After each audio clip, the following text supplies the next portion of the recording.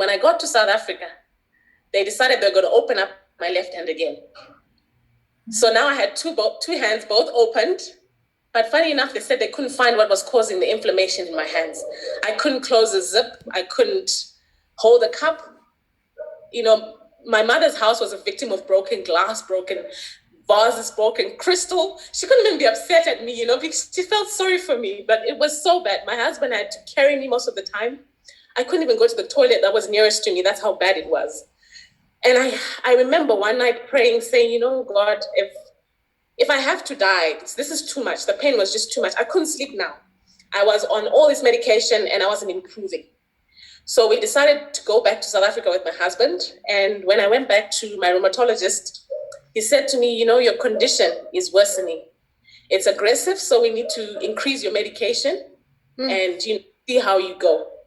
But then I said to him, look, isn't there another way where I can use food? Because I've been reading, I've been researching. Can I not use something natural, herbs or something like that? And he said to me, what you're asking for is heavenly. This is earth, and we have to deal with your condition in an earthly manner. So you need to take the medication that I'm giving you. At this point, I had literally given up. I was fed up and I had also given up. So I decided I'll take my prescription.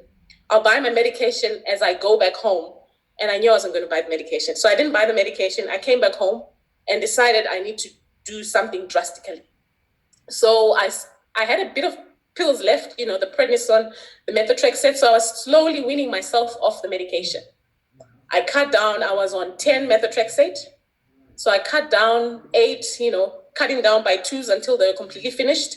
And I did the same with my prednisolone. I was on 5 of them, 5 milligrams, 5 of them, and all the other tablets that I was on.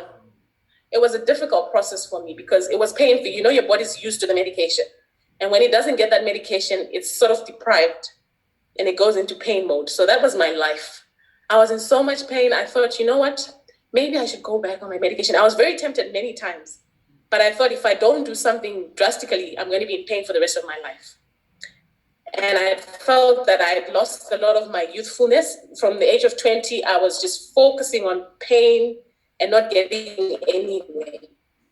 So I decided to change my diet. And for a time, it worked. I came off meat, you know, a lot of things changed. I improved, but I became malnourished. So I got very sick. And then my feet got involved. My feet started swelling. I couldn't put on shoes. I ended up having to use crutches. And then I fell pregnant at the same time. So it was very difficult. I had a baby.